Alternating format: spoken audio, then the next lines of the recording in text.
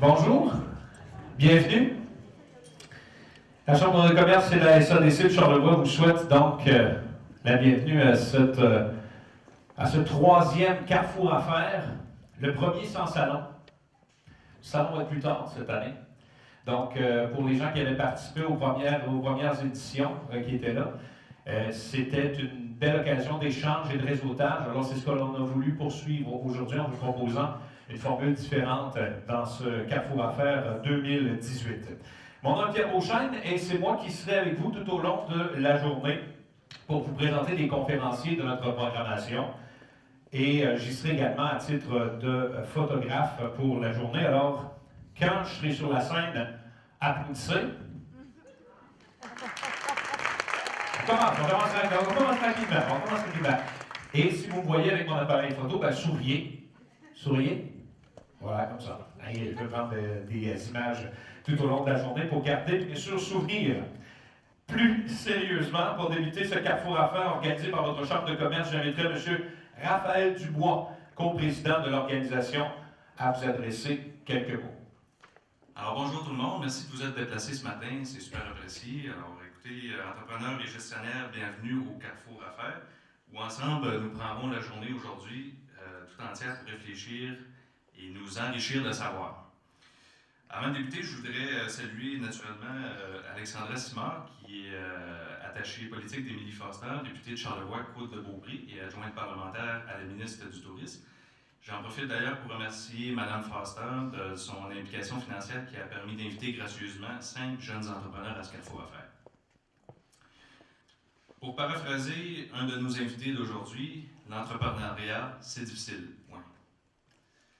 Qui d'entre nous ne s'est pas levé un matin, complètement découragé, englouti sous la charge de travail, avec une pile de factures fournisseurs à payer? Ou encore avec 10 employés à trouver pour combler un quart de travail. Vous n'êtes pas seul, c'est arrivé à la plupart d'entre nous.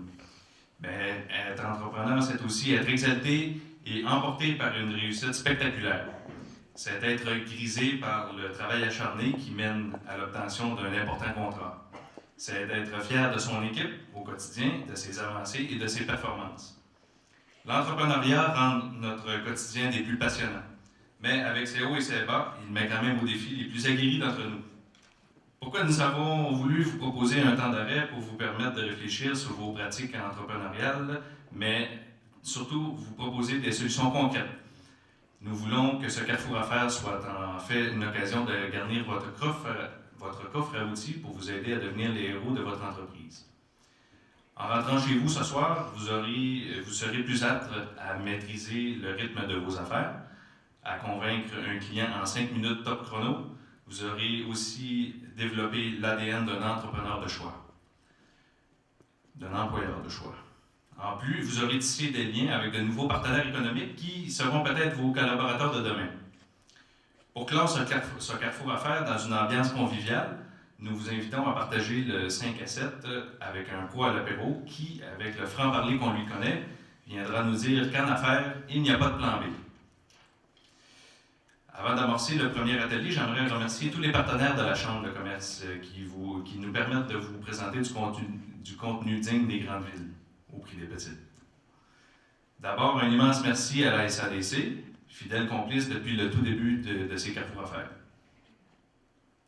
Merci aussi au ministère de l'Économie et de l'Innovation, représenté aujourd'hui par M. Pierre Baudouin. Ces gens croient en notre région et le démontrent en supportant financièrement des activités de financement comme aujourd'hui. Évidemment, un pro à l'apéro ne saurait être sans la participation d'une équipe de pros, celle de Benoît Côté CPA. Je ne le vois pas, Benoît, es-tu là? Je voulais le remercier personnellement. Merci Benoît de cette belle complicité avec la Chambre. Grâce à toi, nous présenterons ce soir notre 15e pro à l'apéro. Viennent ensuite des partenaires importants par leur présence récurrente. Merci à Desjardins Entreprises, à la MRC de Charlevoix et de Charlevoix-Est, Emploi Québec, Stein Mona, CIHO FM et le Charlevoisier. Finalement, merci à notre hôte, l'Hôtel des Spas Le Germain Charlevoix et également à Groupe Le Massif. Au nom de la Chambre de commerce, je vous souhaite à tous et à toutes un excellent Carrefour Affaires. Merci beaucoup. Accueillons maintenant M. Pascal Harvey, directeur général de la SDC Charlevoix, SADC, oui plutôt, Charlevoix-Côte-de-Beaupré, Île d'Orléans, et présentateur officiel du Carrefour Affaires.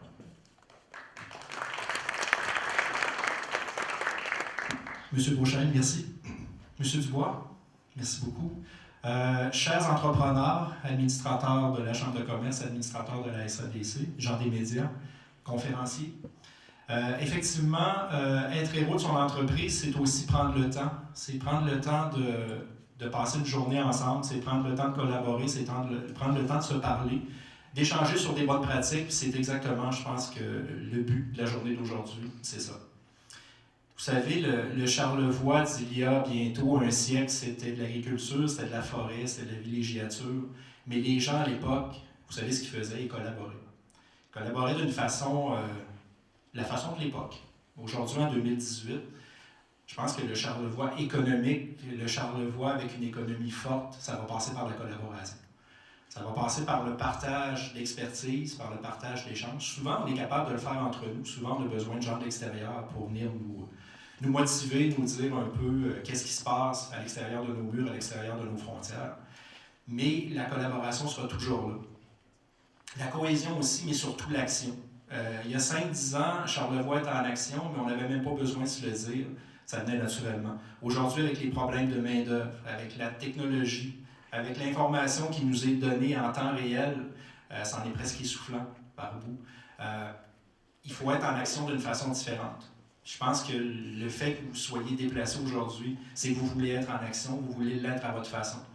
Puis le message est simple. Aujourd'hui, profitez au maximum de votre journée parce qu'il va en avoir d'autres. Les entrepreneurs, vous allez être hyper sollicités. Puis aidez-nous à vous aider. Il va y avoir des cohortes au niveau des diagnostics RH qui vont arriver après les fêtes. Il va y avoir d'autres activités qu'on vous annoncera qui vont vous solliciter, qui vont venir vous chercher. C'est sûr que quand vous sortez de vos entreprises, une journée comme aujourd'hui, ben, vous n'êtes pas dans votre entreprise, mais dites-vous que si vous le faites, ça va être un plus pour vous, pour le futur. Donc, aidez-nous à vous aider, c'est ça le leitmotiv de la journée. Et avec le concours de la Chambre de commerce qui organise ce type d'activité-là, ça nous permet d'avoir des conférenciers de très, très grande qualité. Vous allez entendre tout à l'heure Mme Riverain, M. Simard en après-midi, il va y avoir François Lambert en fin de journée. Bien, profitez des moments que vous avez avec ces personnes-là parce qu'on est choyé comme région de pouvoir se les offrir. Je vous souhaite une excellente journée, puis ayez pas peur de réseauter, c'est la clé du succès. Merci beaucoup. Alors, maîtrisez-vous vraiment le rythme de vos affaires? C'est ce dont nous entretiendra, oui, Mme Nathalie Riverain de Rouge Canari. Au cours des 25 dernières années, Mme Riverain a décliné sa passion autour de projets d'avant-garde en entrepreneuriat. En 2000, elle amorce sa carrière d'entrepreneur social en série, en initiant une succession de projets d'entreprise. Le GEM Canada, le Centre de vigie et de recherche sur la culture entrepreneuriale, l'Indice entrepreneurial québécois et le projet des communautés entrepreneuriales. Ce parcours l'amène au poste de vice-présidente recherche et développement à la Fondation de l'entrepreneurship en 2004, poste qu'elle occupera jusqu'en 2010. Parallèlement, elle accepte la direction du projet de création de l'école d'entrepreneurship de Beauce avec conviction que le mouvement entrepreneurial émergent ne prendra de l'ampleur qu'avec les entrepreneurs eux-mêmes. En 7 ans, l'école d'entrepreneurship de Beauce est devenue la référence en formation pour les entrepreneurs expérimentés. D'ailleurs, notons que Frédéric Tremblay de la microbrasserie Charlevoix et Rob Boulian de Solugaz, des entrepreneurs de chez nous, bien connus, ont suivi les enseignements de cette prestigieuse école.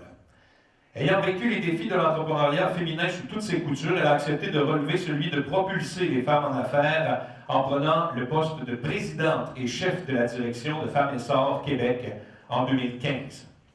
La même année, elle créait sa propre entreprise, Rouge Canari, et aujourd'hui, elle est avec nous pour nous aider à maîtriser le rythme de vos affaires. Grâce à la participation financière du ministère de l'Économie et de l'Innovation et Emploi Québec, accueillons Mme Nathalie Riverain. Bon matin tout le monde. Vous avez peut-être compris que j'aimais profondément l'entrepreneuriat et que j'en ai fait ma carrière et qu'à chaque année et à chaque période, patriote, il y avait quelque chose de nouveau qui m'appelait. Et c'est vers ça que j'avais envie d'aller. Et à travers ces 25 années-là, j'ai porté vraiment plusieurs chapeaux. J'ai commencé comme chercheur, comme rat de laboratoire. Après ça, je suis allée enseigner à l'université. Vous avez compris que je n'ai pas tellement apprécié l'environnement. Donc, je suis partie avec Monsieur le maire de Québec créer un centre de recherche pragmatique en entrepreneuriat à la Fondation Entrepreneurship. C'est là qu'on s'est dit, on ne mesure pas assez l'entrepreneuriat. Donc, j'ai utilisé mon background d'économiste pour créer l'indice entrepreneurial que vous connaissez sans doute maintenant, qui nous permet de savoir où on se situe en entrepreneuriat chaque année. Comprenez que de chercheur à économiste à entrepreneur social, tranquillement, j'ai migré vers la formation en entrepreneuriat parce que j'ai vraiment eu le grand privilège de participer à la création de l'école d'entrepreneurship de Beauce. Donc, je me suis retrouvée directrice, moi qui ne voulais pas être professeure d'université, je me suis retrouvée directrice d'école. Et à travers cette expérience-là, ce qu'on a réalisé de plus en plus et comment je me suis développée de plus en plus, c'est que j'étais presque devenue psychologue pour entrepreneur. Parce que ce qu'on fait à travers la formation en entrepreneuriat, c'est vraiment essayer de se brancher sur l'entrepreneur pour essayer de voir comment on peut le faire progresser, pour qu'il soit bien dans ses affaires et qu'il puisse prendre de l'expansion. Évidemment, ces années-là en entrepreneuriat m'ont vraiment montré que j'aimais vraiment défricher des terrains vierges. Donc, j'avais profondément cette fibre entrepreneuriale-là en moi. Et donc, au terme de ces 25 ans-là, c'est avec mon entreprise Rouge Canary que je présente maintenant des ateliers, des conférences et que je développe des projets d'entrepreneuriat. Donc, ça m'a peut-être pris du temps à comprendre, mais au moins, c'est ce que je fais aujourd'hui. Pourquoi j'amène une conférence après tous ces outils-là? Je pourrais vous parler de statistiques en entrepreneuriat, je pourrais vous décrire l'industrie, ça pourrait être très cartésien ma conférence, mais d'abord j'ai envie de m'adresser aux entrepreneurs et j'ai aussi envie de partager des outils que la vie m'a permis d'acquérir, mais parce que j'ai aussi repoussé à différents moments mes limites d'entrepreneur. La conférence s'appelle « Dompter le rythme de vos affaires ». Et moi, j'ai appris à la dure à dompter le rythme de mes affaires. À certains moments, vous avez compris que je ne suis plus à l'école d'entrepreneurship de Beauce, mais je peux vous dire qu'en décembre 2014, j'étais en garde partagée avec ma fille qui était à Montréal. Donc, je suis encore une semaine sur deux à Montréal. C'est un choix que j'ai fait. J'ai décidé de toute façon, c'est pas décidé. On priorise nos enfants dans la vie. J'ai toujours un conjoint à Québec. Et je dirigeais une école qui était passée de 0 à 50 employés à Saint-Georges-de-Beauce. Une école qui était devenue, qui nous amenait à avoir un rayonnement aux quatre coins du Québec. Donc, à travers ça, je faisais des conférences et j'allais recruter des entrepreneurs athlètes un peu partout. Une entreprise qui passe de très petite à moyenne, donc une entreprise qui avait de plus en plus de besoins, qui était de plus en plus exigeante en termes de structure, de process, de gouvernance. Donc, vous avez bien compris que j'ai frappé un mur. J'ai pas perdu la santé, mais je me suis vraiment retrouvée dans une situation où j'étais obligée de faire des choix. Je n'étais plus du tout en maîtrise de ma propre vie.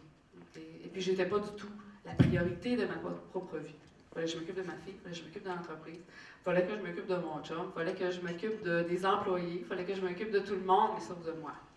Donc le recul, après ça, m'a permis de me dire, OK, qu'est-ce qu'il faut que j'apprenne de ça? Parce que le pire en affaires, c'est de ne pas apprendre des erreurs qu'on fait ou des situations plus difficiles qui nous arrivent.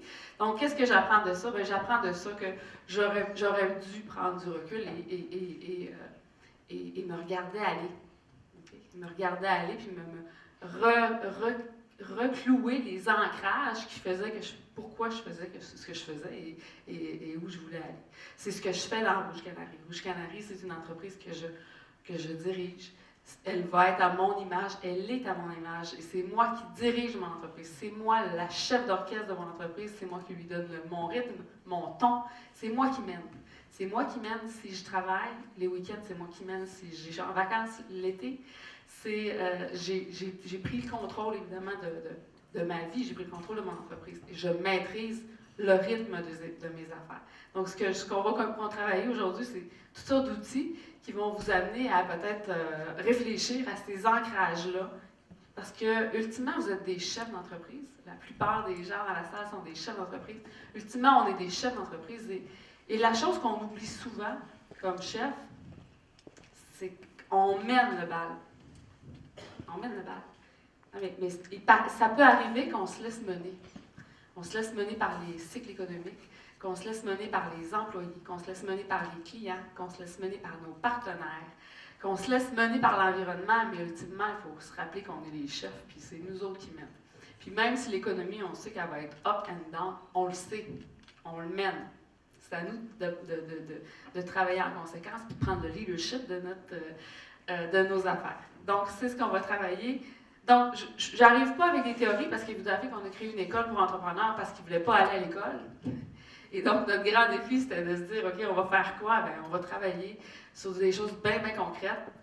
On revient très, très terre à terre. De toute façon, en décembre, là, après une année exigeante, à manquer de ressources, une année qui va bien économiquement, est-ce qu'on a besoin de se casser la tête? Non. Ce qu'on va faire ensemble, c'est qu'on va se déposer, puis on va travailler 6-7 piliers pour essayer de se dire, l'an prochain, on va être en parfaite maîtrise de nos affaires, puis on va avoir le leadership de ce qui s'en vient pour nous.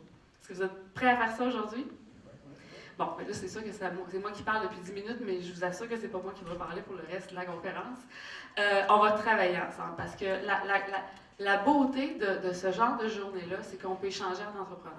Puis ce qu'on réalise souvent, c'est qu'on n'est absolument pas seul à vivre les hauts et les bas des affaires. Et plus on le partage, plus on s'inspire de comment les autres utilisent des stratégies différentes des nôtres, et plus on ressort outillé et grandi de ces échanges. Donc, c'est ce qu'on va faire ce matin. On va travailler ensemble, tout le monde ensemble, pour vous outiller à passer une année 2019 exceptionnelle. Fait que là, on va commencer par se lever. Hein, parce que maîtriser le rythme de ses affaires, c'est aussi prendre conscience de l'énergie, on gère notre énergie. On est d'accord? On gère notre énergie, puis on lead notre énergie. Et là, on va travailler un peu ensemble. Vous allez faire des groupes de 3 à 4. Puis pendant 5 minutes, on va juste se mettre dans le bain de la conférence pour commencer un peu se délier la lampe.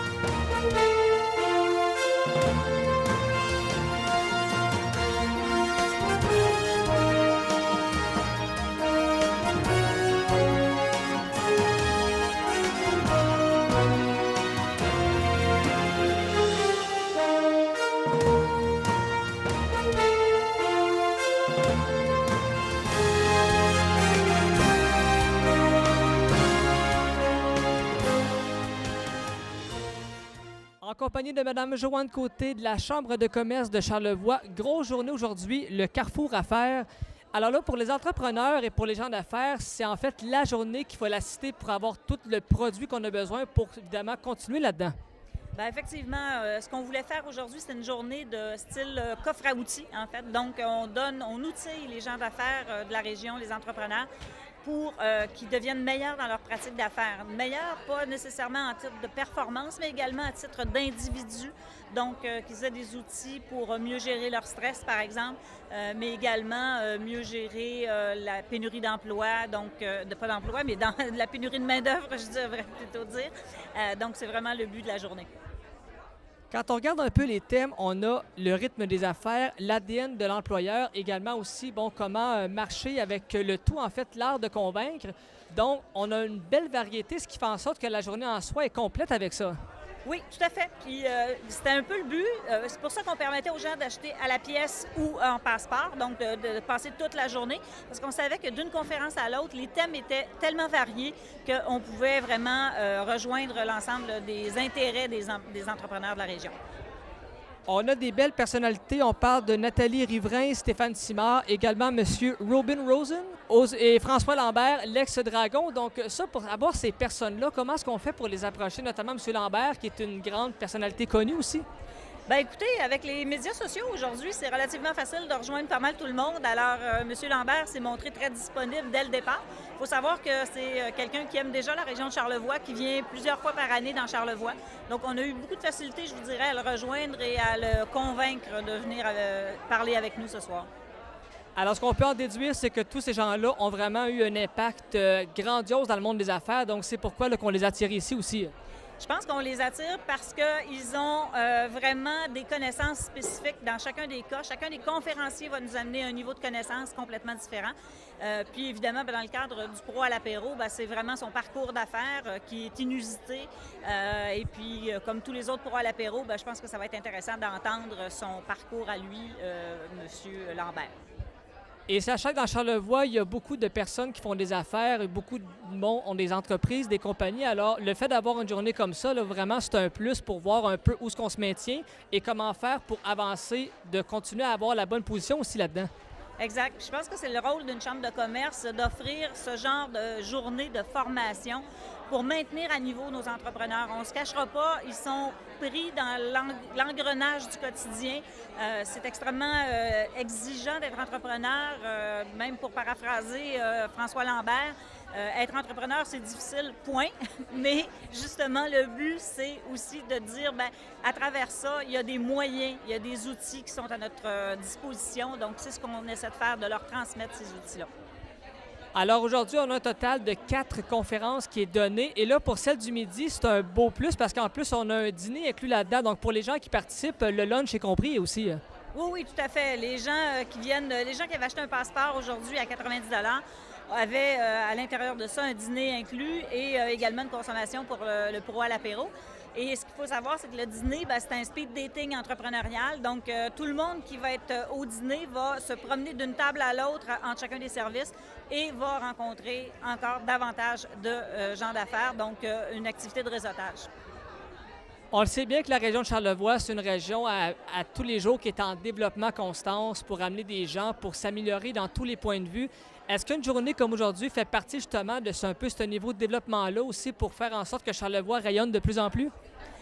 Effectivement, l'idée, c'est qu'il faut faire connaître à l'extérieur qu'est-ce qu'on fait. Puis c'est entre autres avec des outils comme Vise Charlevoix, par exemple, où on sort de plus en plus de Charlevoix pour aller présenter Charlevoix comme étant une belle région où il fait bon vivre, où il fait bon se réaliser et s'amuser, donc autant pour attirer des nouveaux, de la main-d'œuvre, mais également pour attirer de nouveaux entrepreneurs dans la région. Exactement. Madame Côté, merci beaucoup. On vous souhaite de passer une agréable fin de journée et c'est toujours un plaisir de vous côtoyer. Merci beaucoup. En compagnie de Pascal Harvey de la SADC de Charlevoix pour la journée Carrefour Affaires. Donc, vous êtes présentateur, en fait, de l'événement et aussi, on vous a vu assister à une conférence comme telle. Donc, intérieurement, comment est-ce qu'on vit ça, les conférences comme ça? Bien, c'est toujours un défi. C'est que on a toujours des besoins, on a toujours des attentes. On en a quand même plusieurs dans une année là, de ces présentations-là. Mais on y va avec le feeling. Je veux dire, Nathalie Riverain, c'est quand même pas la dernière venue. C'est quelqu'un qui a beaucoup de vécu. Puis le fait qu'elle vienne nous partager son vécu ce matin à travers les défis de l'entrepreneur, bien, il faut toujours ressortir avec quelque chose. Minimalement, il n'y a personne qui va ressortir avec la même chose ce matin. Mais l'important, c'est de repartir avec quelque chose.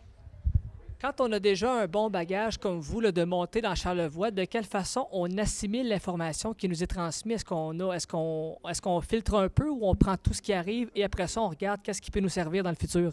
Bien, je pense que c'est l'expérience. On filtre beaucoup. On retient ce qu'on veut retenir pour nous personnellement dans le cadre de notre quotidien, mais on retient aussi ce qu'on veut retenir pour notre organisation et pour les entreprises qu'on aide.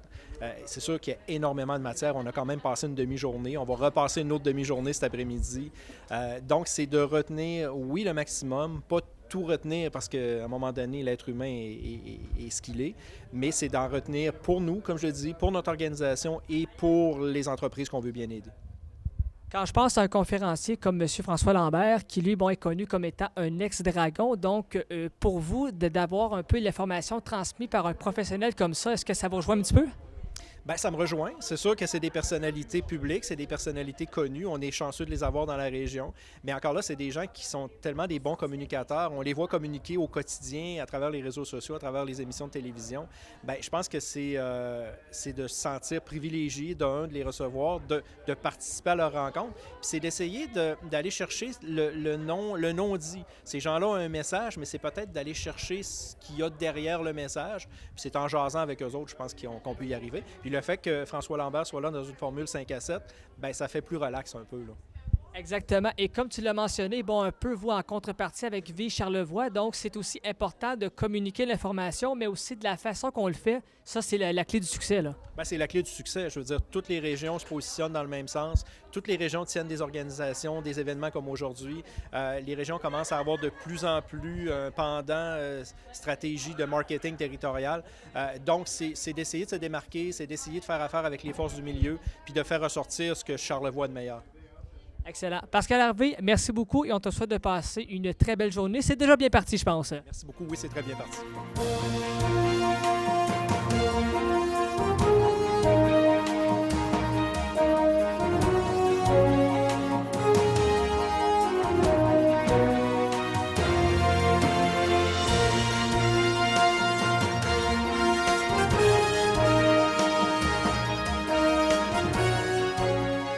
Merci d'être là et de compléter cette journée de belle façon avec nous pour un Pro à l'apéro. Depuis les débuts de l'aventure du Pro à l'apéro, il est partenaire de la Chambre de commerce pour organiser ces 5 à 7, dont plusieurs sont des habitués, des 5 à 7 de réseautage.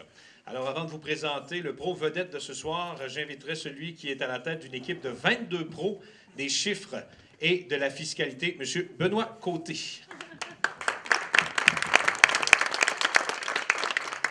Merci. Bonsoir tout le monde. Est-ce que tout le monde a aimé leur journée? Oui. Donc, j'aimerais ça qu'on fasse une belle main d'applaudissements pour ceux qui ont organisé cette journée-là.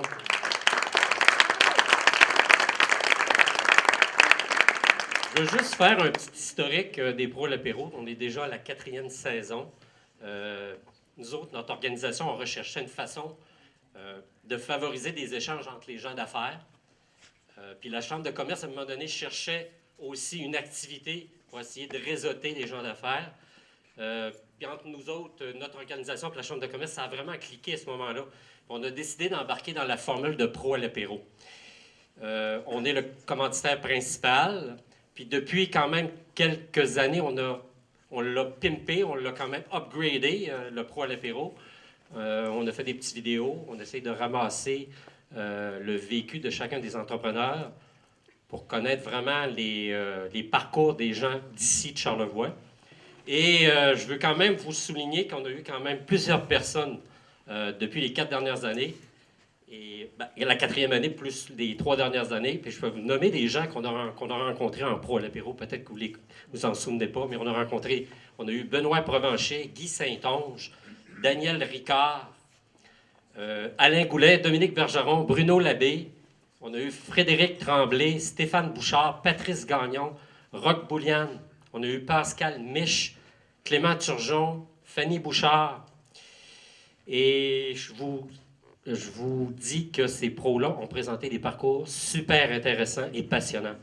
Il est certain que chacun des pros ont des parcours différents. Il revient à chacun de choisir le parcours qui l'inspire. Un Pro à l'apéro permet de présenter des parcours d'affaires différents et on va continuer à le faire, nous autres, avec la Chambre pour les prochaines saisons. Je veux juste mentionner que nous voulons continuer à développer l'entrepreneuriat et à supporter les propriétaires et gestionnaires d'aujourd'hui, leur démontrant qui nous démontrent des parcours différents et des réussites d'affaires intéressantes, soit des réussites du passé, du présent, et on l'espère pour le futur. Depuis 2 ans, on a ajouté, avec le Salon Carrefour, comme aujourd'hui, un volet Pro à l'apéro. On a reçu Dominique Brown, et cette année, on reçoit M. François Lambert. Donc, enfin, on est super content que vous participiez à toutes ces activités. Et je vais laisser la parole à M. Beauchesne pour qu'on puisse écouter notre conférencier. Merci. Merci beaucoup, M. Côté, d'être là, présent. Entrepreneur à succès, François Lambert a cofondé le plus important centre d'appel au Canada, Atelka, ainsi qu'une entreprise technologique présente dans 75 pays, AIVA. Il a aussi investi dans plus d'une dizaine d'entreprises, dont BoostMe, une application de dépannage automobile, Nguvu, une plateforme de mobilisation pour employés, et les sous-vêtements Undies également, ainsi qu'un autre difficile à prononcer, Acier Saint-Jérôme, dans divers projets immobiliers. Auteur de livres sur l'entrepreneuriat, il a fait sa marque auprès du grand public lors de sa participation remarquée à l'émission Dans l'œil du dragon à Radio-Canada. Il offre depuis des conférences partout au Québec, au Canada et en Europe, au cours desquelles il partage ses conseils aux gens d'affaires et les inspire à se dépasser. Mesdames, Messieurs, accueillons notre pro à l'apéro, M. François Lambert. Merci, monsieur. Merci. On va parler d'entrepreneuriat. Vous êtes tellement loin. On va parler d'entrepreneuriat. Pour moi, l'entrepreneuriat, il y a plusieurs phrases on peut mentionner, mais il y en a une que j'aime particulièrement. Parce que l'entrepreneuriat, pour moi, c'est de faire une vie pendant 15 ans, 20 ans, peut-être même jusqu'à 25, 30 ans, d'une vie que personne ne voudrait faire pour éventuellement faire la vie que tout le monde rêverait de faire. C'est ça, l'entrepreneuriat. On travaille, puis tout le monde se demande pourquoi. Mais je vais vous parler de mon parcours un peu. Mais je ne savais pas que Dominique est venu ici l'année passée avant moi. Je l'ai rencontré, Dominique, sur le plateau des Dragons cette année. C'était sa première journée de tournage. Et j'étais le premier dragon invité. J'ai passé le 6e épisode, mais dans la réalité, j'étais le premier. Et peut-être que vous autres aussi, je ne sais pas, j'espère que non. Mais Dominique avait peur de moi. Christiane Germain, qui appartient à l'hôtel ici, avait peur de moi. Et Caroline Néron avait peur de moi aussi. Ça n'a pas de bon sens comment je suis méchant. Mais Dominique avait fait une entrevue, puis il a dit, il est correct, François, il est comme tout le monde, mais c'est l'image qu'on peut avoir. C'est certain que vous retenez de moi un peu peut-être l'image qu'on retient d'une phrase. Lorsque je vais à Denis Lévesque, puis je dis une seule phrase qui est retenue partout, vous la retenez, cette phrase-là, puis vous dites, ça n'a pas de bon sens ce qu'il a dit, mais il manque souvent des contextes. Puis c'est pas grave, je l'assume. Il faut assumer ce qu'on dit. C'est pour ça qu'on est entrepreneur. À un moment donné, on ne vit pas dans les excuses, on vit dans un monde et à moins d'insulter quelqu'un royalement, personnellement, à un moment donné, il faut aller s'excuser. Mais lorsqu'on parle d'un groupe, il n'y a rien de mal à donner son opinion. D'ailleurs, j'ai écrit un livre, donc je les assume. Merci d'être là. Je suis vraiment content. Je viens, c'est ma troisième fois depuis le mois de juin que je suis ici.